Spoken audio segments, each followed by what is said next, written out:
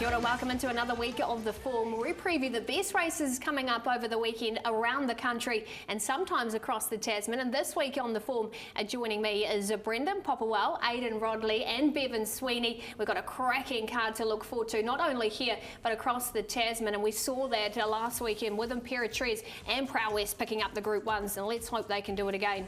Let's start with what's coming up first. Our feature preview, the Group 1 Manawatu Sires Produce Stakes, our race trackers, the AWAPUNI features of black type, 3 of them on the undercard, the harness racing preview with the Whale Group 1 action out of Addington, the Kiwis and Oz once again headed by Sharp and Smart in the Derby, and our best bets to round out the show.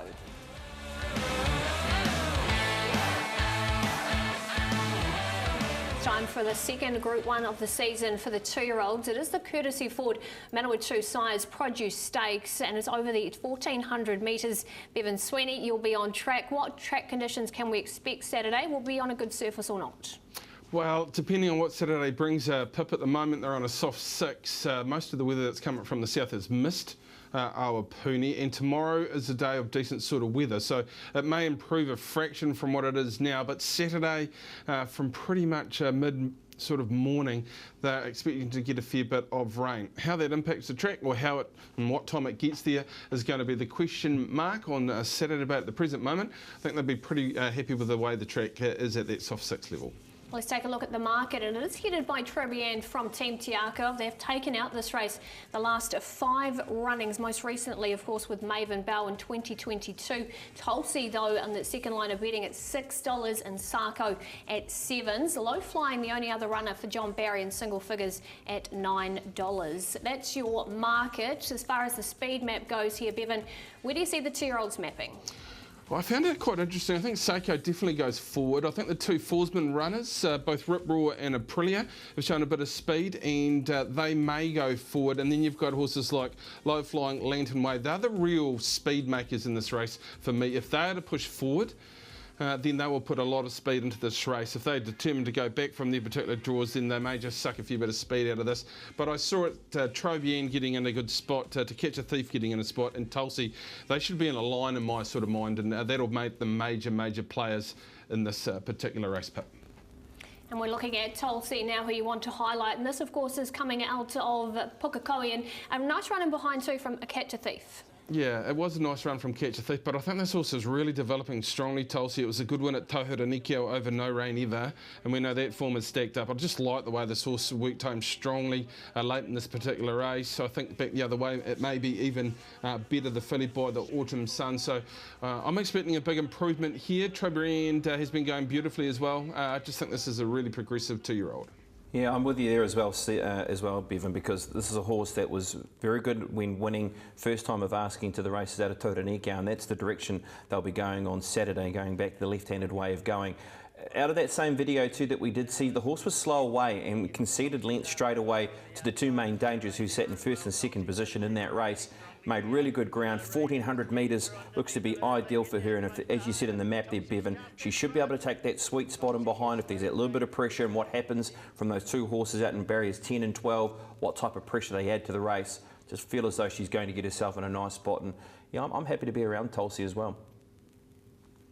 Well, that's where Bevan and Aidan are going. I should say BP, but Aidan, we'll go to you. You are with the Tiako runner TROBRIAND, and he comes out of the Matamata Slipper, where he didn't get most ideal conditions.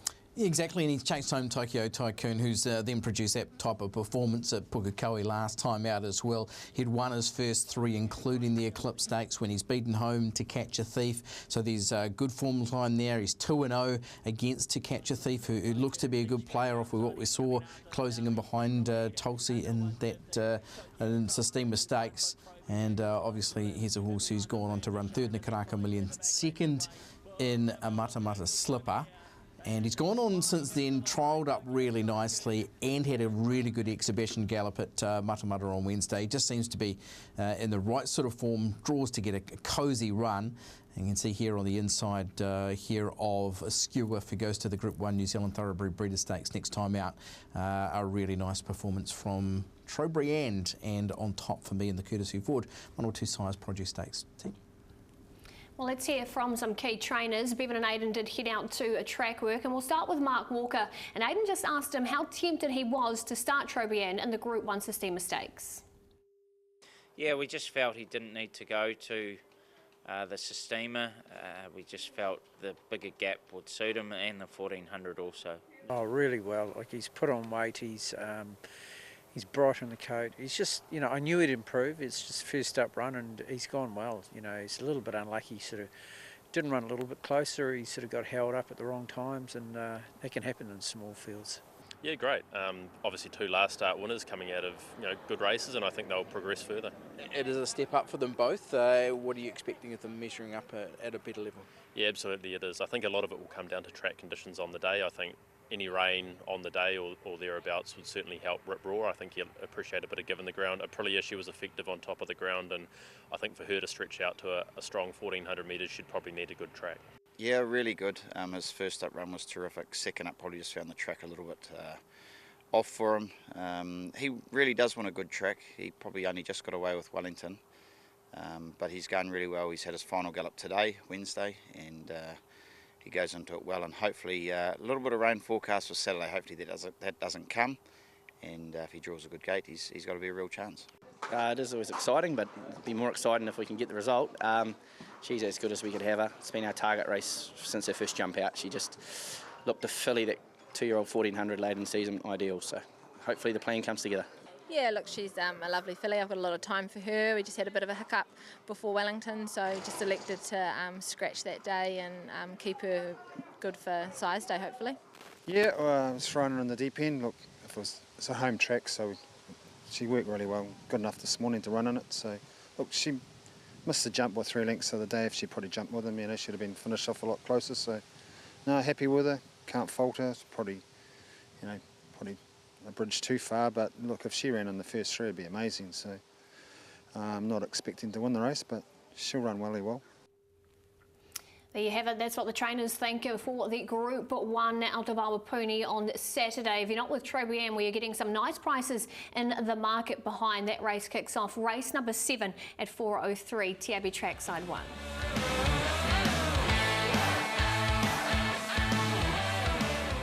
Time for race trackers, and we've had a couple of them roll home recently too, so let's try and keep up the form. We'll head to you first. Bevan, who have you found? I'm going to Taharanekau on Sunday in a horse called Judge Kelly for Guy Larry. It was thrown into black type at its debut, put aside, and this is its performance on Sunday, and I'm pretty sure it won, but my bank TAB balance says it didn't. Heads up, heads down, flying late. It's just going to miss late in this particular race, but I'm pretty sure it's going to be winning at short notice. Well, how's there not a green tick there next to that one winning, but not winning? Let's go to Lhasa. This was a horse who was very unlucky in the first race out of Tauranga last weekend. Look, this race was dominated by these 3 that are in front of Lhasa, and Ashwin Gundasamy just couldn't get out, had to come across heels. Race is done here, once trying to come across heels, and does a good job to finish into 4th position. Find the right race for Lhasa. Look, it is nominated for the first race on Saturday, but is drawn out, but Lhasa might be one to follow. I've gone for one who was nominated for Invercargill on Sunday. The horse in the dark blue colours. Now, at this point, Sway Up has established basically a winning break under Tegan Newman. The second horse is She's a Con, who gets home the quickest last 8, 6, 4 and 2 of the race. Really attacks the line. Look at the margin very late in the piece. Was meant to be in an Invercargill, has been withdrawn, wasn't accepted for, so it'll be interesting to see where she goes. She's full of promise. And I'm heading down south as well to Addington, a dog called Apawa Corbin for Robin Wales. This is him in the gold rug. He's lacked a little bit of speed, but just have a look at how wide he gets flushed out here on the first turn. He makes up a stack of ground in behind to finish 3rd. He comes up with an inside draw. The first race on Friday afternoon will start around 12 p.m. I just think he's got a really nice staying prowess. If he can stay in touch from that inside draw, he'll be picking up a win at short notice. Having a look at the other runners in the field, main dangers come out wide, so very nice each way play in the first. My race tracker on Friday out of Addington. Here's a summary for you. Bevans with Judge Kelly, Lhasa for Brendan, She's a Con for Aidan, and I'm with Apawa Corbin. Note them down and pop them in your race trackers.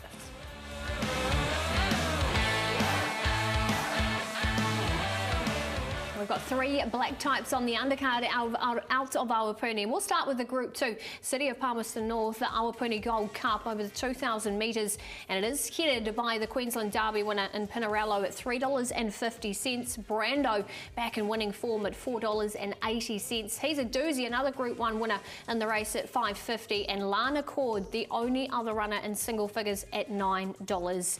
Bevan, it is over the 2,000 metres, so where have you got the mapping? Again, this is an interesting race for sure. Look, I think He's a Doozy is the maker of the race, the Group 1 winner from his gate. If he pushes forward, and he generally does, I don't think there's a spot for him outside Colorado Star, because I think Kelly Coe Pep Talk probably get there first.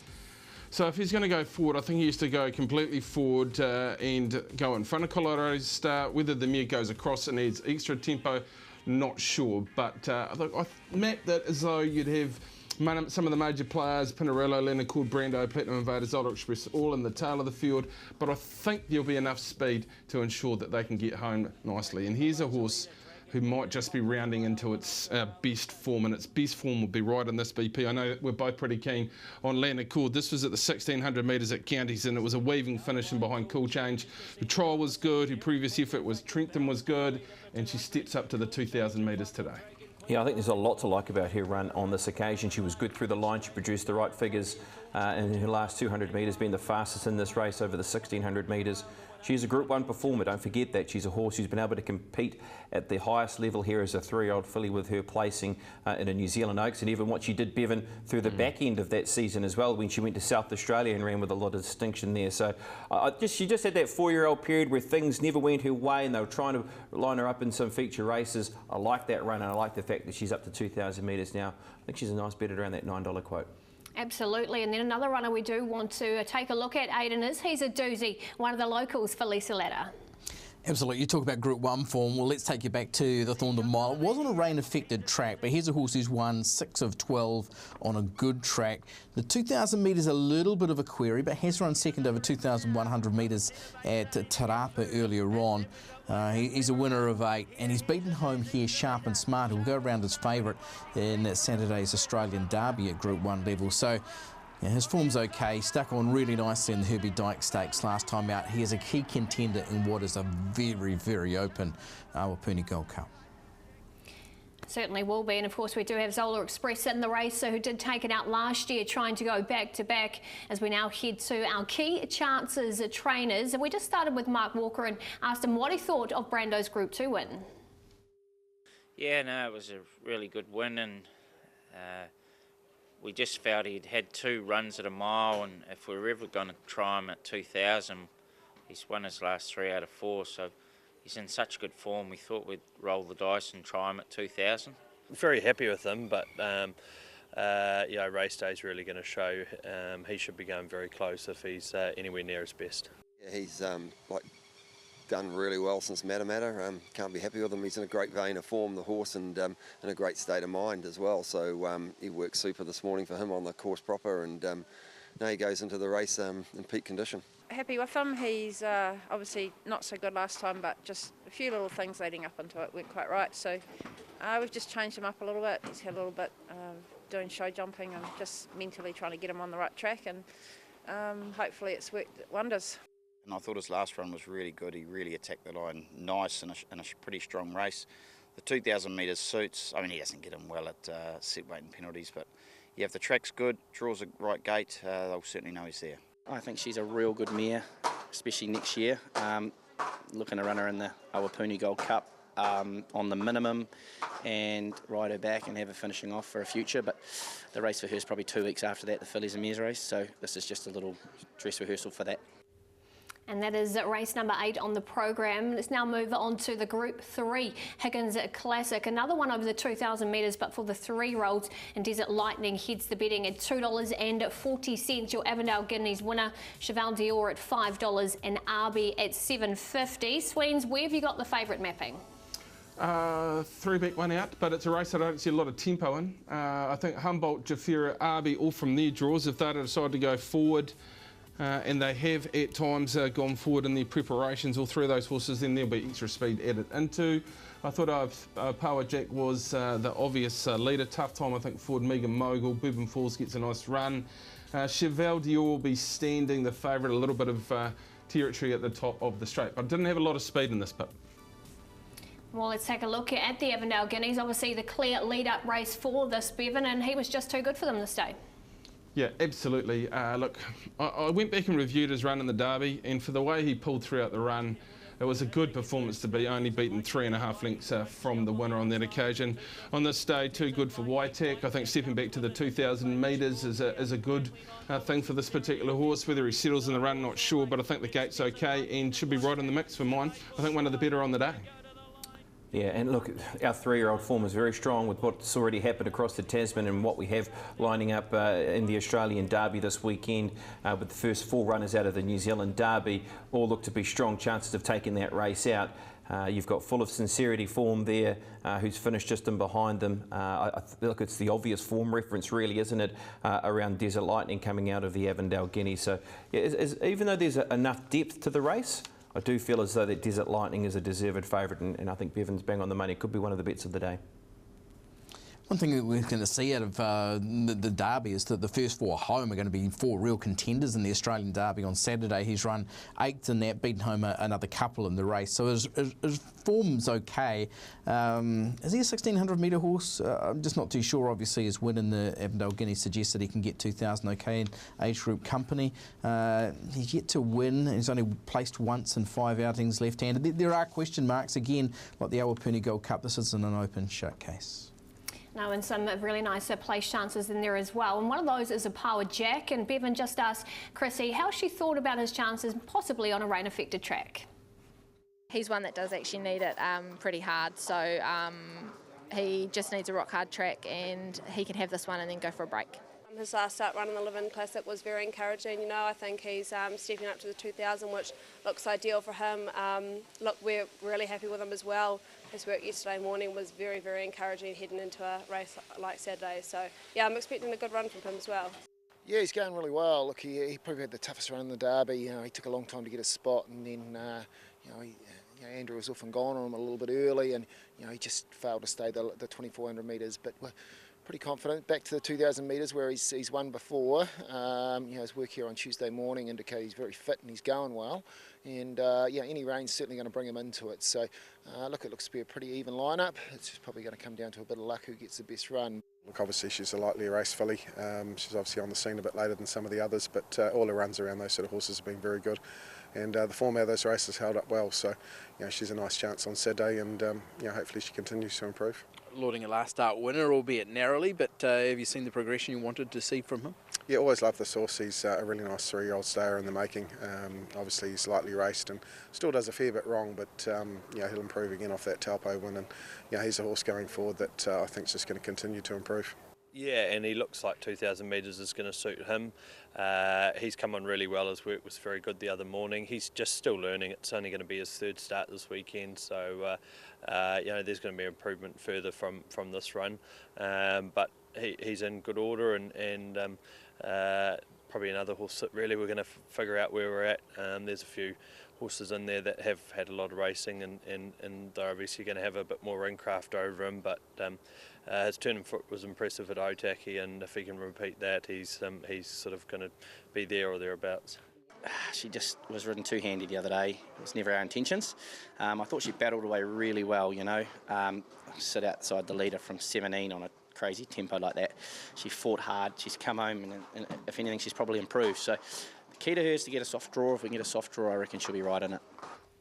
And she's got one of those. That's race number 5. Let's move on to race number 6 on the program. And this is the BRANDO and Granite Marble Flying Open Handicap. Over the 1,400 metres, Seamus heads the betting $3.50. From a stablemate, Have Attack at $3.80. Fashion Shoot there for Tiako at $6. And Maria Farina, after taking out the Lightning, she's at $9. Speed-wise, where have you got the favourites here sitting? Sweens? Well, I think just ensure that this will be run at a very quick tempo with Sujo, and they saw him Tuesday at the jump outs, and he won by about 5 lengths that day. Cecil Low goes forward, if in doubt Get Out goes forward, so they should all find a spot here. There'll be difficult runs, I think, for a horse like Can I Get a Name Men.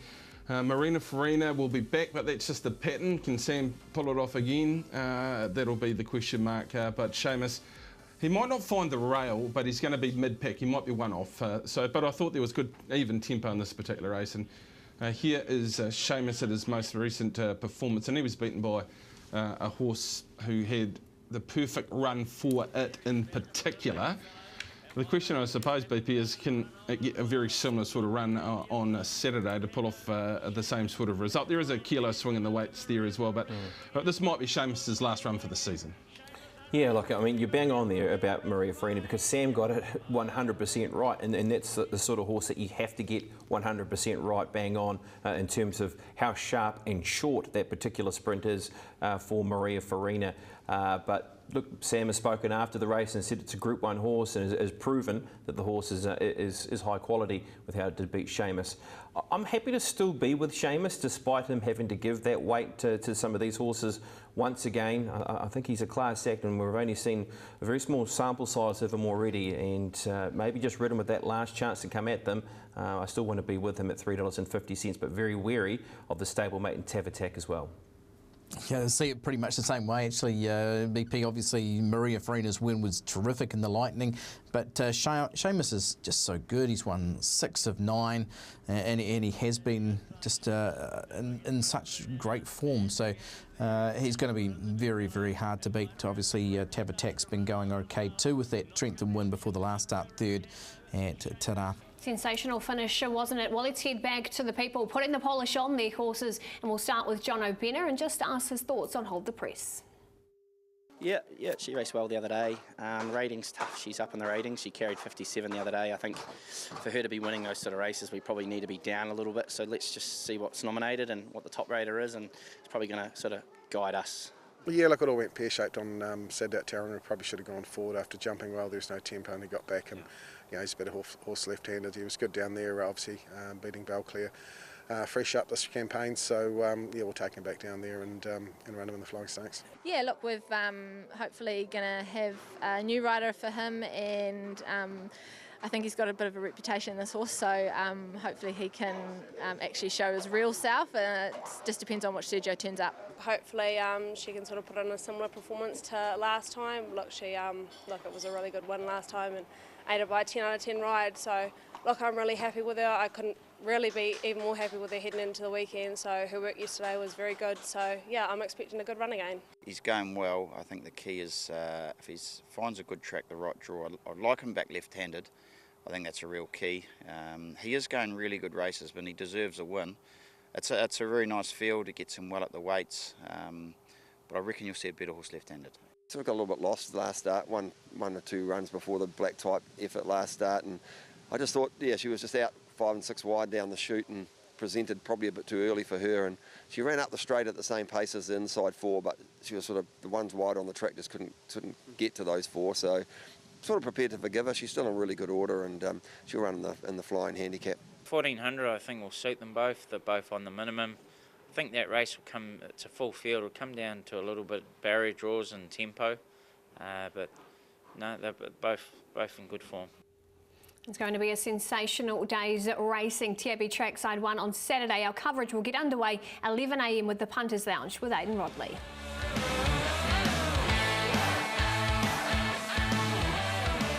We have the harness preview, of course, with Craig Thompson. Craig, it was a massive day at Alexandra Park on Friday. Now we look forward to Group 1 racing out of Addington. What's our highlight on the card? Well, it's the Group 1 New Zealand Trotting Champs free-for-all, of course, taken out by some outstanding horses. Philippa, of course, Muscle Mountain won it 2 years ago, and, of course, the likes of Speeding Spirits won it a couple of occasions. Sunny's not there. This allows the likes of Muscle Mountain to dominate a race like this, and as we look at the market, Philippa, $1.20 here for the champ, and he's flying at the moment. He's got a nice barrier draw. He knows he's got gate speed, and you expect him to roll forward. His main rivals will draw inside him. ADDIEBYTHEHILL, Midnight Dash, and Oscar Bonavena. A couple of nice plays if I was playing into the race, Philippa. Definitely ADDIEBYTHEHILL, top 4, $1.90 for a horse that was good enough to run the best splits out of its race last time. And when we have a look at that video next, you'll see Muscle Mountain in front.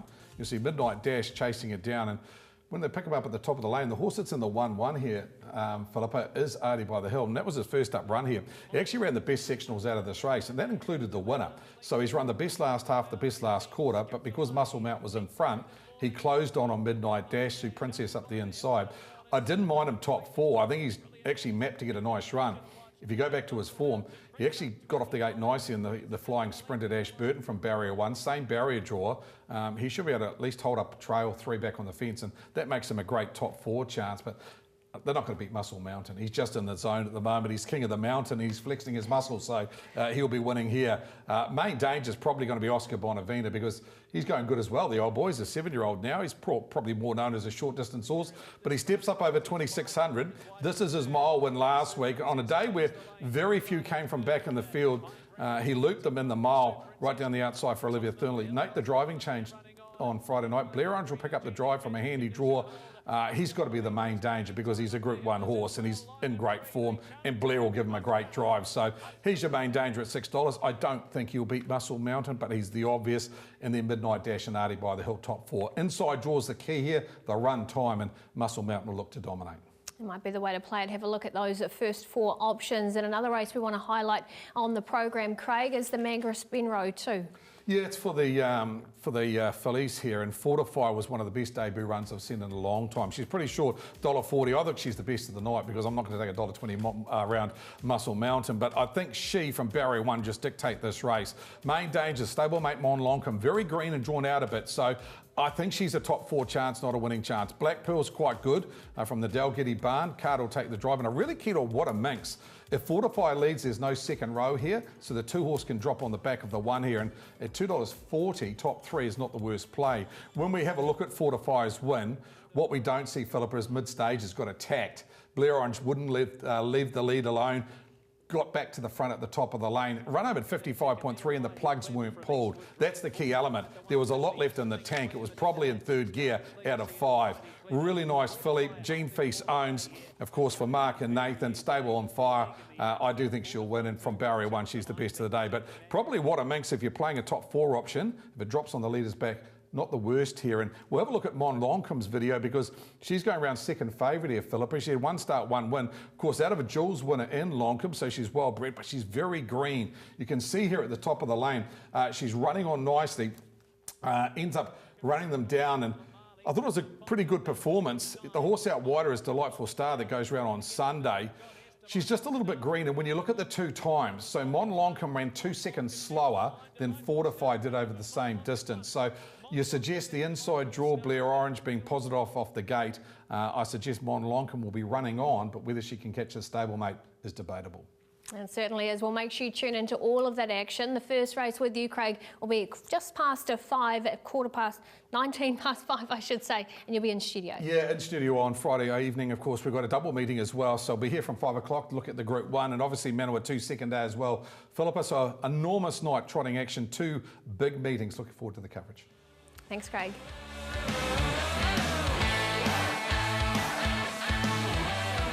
This is day 1 of the championships at Randwick, and we have 5 Kiwis in the Group 1s, 4 of them in the Australian Derby, race number 9 on the program. And we have a look at Sharp and Smart. He's trying to do the double like Mongolian Khan did back in 2015. He's at $3.50, Perseal's at $3.80, and Mark Twain are one of the Kiwis at $8, the other runner in single figures.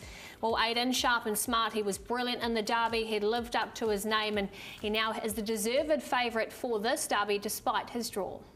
Yeah, absolutely, and he gets back to Sydney where he's performed so well, winning a Gloaming on a rain-affected track before winning a Spring Champion Stakes at Group 1 level.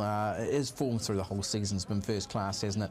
And again, he just did what he had to. He's so tough, he's just such an athlete, and he might be just one right out of the box, boys. I'm hoping he can do it again. Barrier 17, not ideal. Hugh Bowman knows the horse, but this performance says he's a big contender at Randwick on Saturday.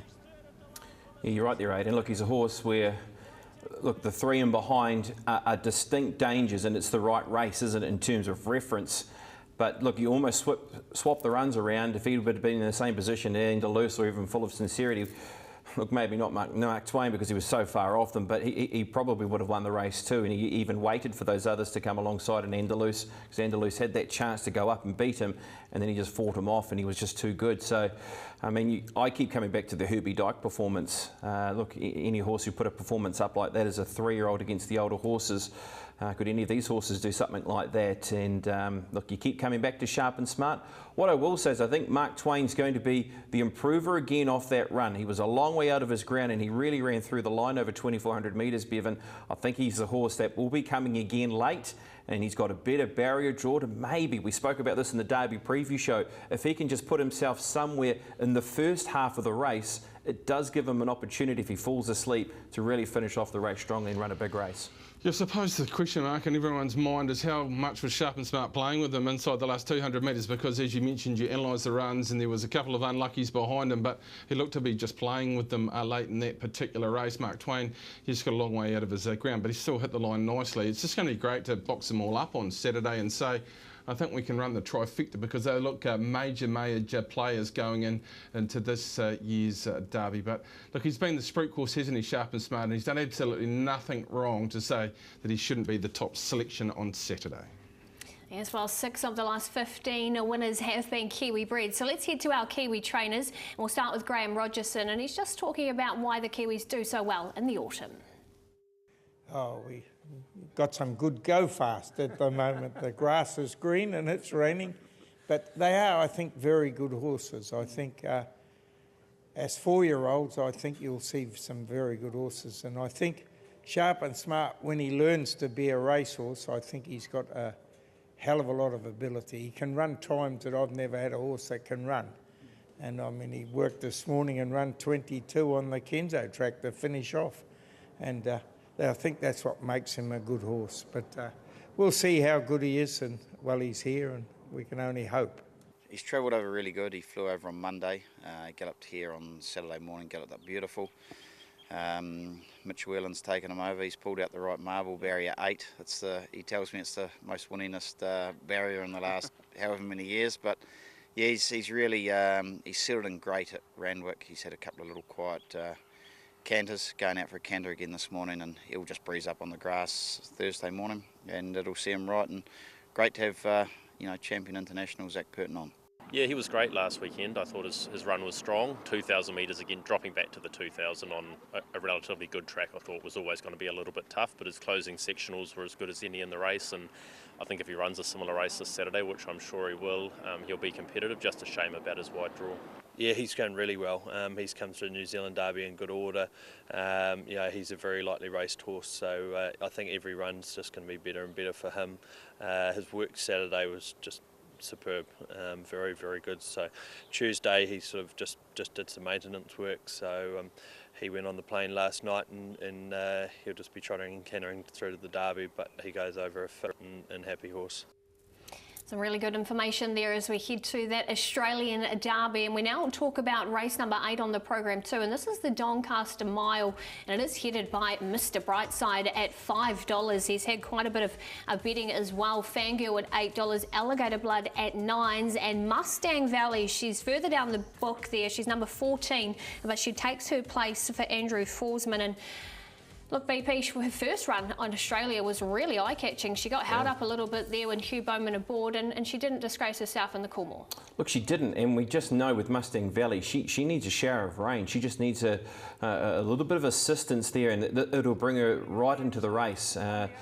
Yeah, she has had just those impeded runs. We know she's a Group 1 performer here in this country. She was devastating with how she won the Group 1 Livermore Classic before heading across to the Tasman through the spring period. So, yeah, she gets low on the weights with a half-decent draw, or a very good draw, should I say, and it just gives her that chance if there's that little bit of rain about. Gee, Mr. Brightside looks incredibly well placed, though. All-Star Mile winner from 59 kilos, coming back to 55.5 with a very good draw, and of course that is a former Kiwi as well, Mr. Brightside, so we won't quite claim it, we'll half claim it maybe, but that's going to be one of the hardest horses to beat in the race, that is for sure. Yeah, absolutely. Well, let's hear what Andrew Forsman had to say about Mustang Valley. It was probably always on the radar, just frustratingly for her. The rain hasn't really hit in Sydney this autumn. Any other autumn, the last 5 or 6 seasons, she would have been laughing, and she would have been suited in any race really that she's running. So we had to scratch from last Saturday from a wide draw, and just decided it would be better going to a Randwick Mile on fresh legs, and she gets a nice light weight of 51. I think she'll be well suited. That's Andrew's thoughts there, and we now have a look at race number 3, and we see the Derby winner from last season, Asterix, go around in this. He's not quite in the market. You'll see them on the second line of the betting. He's at $18 in the market. What do you rate his chances of BP in a race like this? Yeah, look, his run was okay, actually, last time to the races, and I know they went in with a little bit of hope that he'd run well in the Group 1, of course, that being the bone-crushing New Zealand Stakes. Now, yep, he's a New Zealand Derby winner, and his run in the Herbie Dyke, you look at it on paper form and just think, oh, no thanks. But the horse threw a plate and you can rule a line. Look, he was better. He was better here. And look, we all know what Prowess has done since after this, and even Campionessa to a certain extent too, with how that horse looked like was ranging up to be right in the race in the Australian Cup. So there's good Australian form here with these horses that have finished into first and second position. La Creek, of course, has performed in the Melbourne Spring when finishing into 4th position. So it's not the worst. It's not the worst form here, guys, and probably a horse that we can keep tabs on a Cup's path. I agree. I actually really like that. I think that's true blue staying material, as he showed in the Derby. He's getting up to the 2,600 metres on Saturday, which genetically will suit him right down to the ground. I think there's a sense of timing with him. 5th up, I think there's still possibly a few issues with him in behind the scenes. He's always had feet issues, but clearly he's going okay at the moment. He's a true blue star. 2,600 metres would suit him. And look, at $18, I'm willing to have a little bit each way on him for sure. Well, let's head to Andrew Scott, and Aidan just asked him how he did travel over to Sydney. Yeah, Emily's really pleased with him. Look, he arrived there on Monday night. He had a very quiet day on the Tuesday, and he's going for a trot and a canter here on the Wednesday. But yeah, no, look, he's settled in. He's had a good drink, and he's starting to consume good feed. So, look, he'll be interesting. You know, it's very hard to weigh the form up from, you know, obviously Prowess has gone on and done well, but to sort of join into their handicappers, that'll be the exciting part. Just, you know, how his form stacks up. And that's the Group 2 Sweeps Quality race number 3 on the program. All of the Australian coverage from Randwick kicks off 2:10 TAB trackside 1. Kiss, Ultimate Racy Girl, Super Tramp, Treacherous Love on the HR Fiskin passing lane. Leader is Kiss, Treacherous Love is coming strongly underneath the Ultimate Racy Girl, Kiss, Treacherous Love. Treacherous Love and Mango will take the Group 2 Crombie Lockwood Delightful Lady Classic. Maroney ranged up along the inside, our Alley Cat, Peking Rockstar. Brando's coming after them solidly. True Enough battles away, then Vernon Me, not in its perfect scenario. Brando is though. Brando in front at the 100 metres, put a length and a half on Maroney. Running on late Gino Severini, but Brando, the real Brando, steps up today. Second Maroney. They come for home, it's Rocket Red, Sweet Angelo down the outside, up the inside, Thrilling Watson, the kennel mate will do him out. Thrilling Watson beats Sweet Angelo. Coo Cullen continues to go through his gears wider, and then came Radiant Reach. Penbo's Lad, Coo Cullen, Radiant Reach wide out. Still Penbo's Lad the leader. Coo Cullen coming at it. Penbo's Lad, Coo Cullen wide apart. It's a photo, maybe Coo Cullen. Coo Cullen dives, they hit it, and he'll get it. Coo Cullen number 1. And a length away to Prowess. It's Pavitra getting the upper hand from Soul Choice. But here comes the Kiwi filly. Prowess is coming home hard. And Prowess moved up now. Takes the lead in the Vinery Stud Stakes. And she's a class act. Pulling right away, Prowess, to win it by 3.5 to Pavitra. On the outside, Pitkin County's got to the lead from Popsa Goosey. On the inside, Giannis fighting on. Ziggy Khan and White are out walking the park, but away goes the short price favourite. Good thing for the day, goes on to score. And Pitkin County too good. Here's Classy Link leading down. Then Monaco Grace and Sisters Delight. Insarge Twist and Classy Link. There's little between them. Classy Link going to Insarge Twist though. Cherie Tomlinson moved up with Classy Link. Got the head in front. And Classy Link goes back to back. Classy Link beat Insarge Twist. Yeah, still plenty of best bets getting home. And don't forget about a couple of racetrackers too, with the She's Fit and the Blazing Master, Brendan Popplewell, getting the job done. So we'll find our best bets for this week, and we'll start with you, Bevan. Who have you got? I'd like the producer to actually put up the opening price. It might be quite nice for us, even though finding a winner at 135 gives me no comfort at all, not knowing the prices into the weekend. But for me, Desert Lightning's a class act, so we're going to go with it. Desert Lightning, I think, in this particular race, up against some up-and-comers, but a proven horse who's been very, very good against the best in the land. I think he's a good bet for you on Saturday. He's over $2, which is quite exciting. He looks like a good prospect too, doesn't he? Short though. Boy, that's short. Okay, I'm going to take you to Ascot Park for Henry Hubber on Sunday, a horse who is terrific, coming from last, beat home most of the same rivals. He'd probably be $1.30, but of course those prices aren't out yet, so let's wait and see Henry Hubber. I think you're pretty keen on this one too, weren't you, BP? I certainly was, yes. Maybe capture the award-winning Leg Up on Friday to be able to see that would be my best bet in the Leg Up, Henry Hubber. Don't mind Lanacord though. Lanacord will be at a cheeky price at around $9 and takes her place on the weekend in the AWAPUNI Gold Cup. I thought off the back of that last run, she looks to be a strong prospect. And I'll jump in for Leith Innes, and he is going to the Group 1 out at AWAPUNI, and he is with Tulsi for the winner Pina team, and she does look a great chance, of course, with Bevan and BP having her on top too. So that's Leith's best. You might want to grab her price now. I think she's at about $6.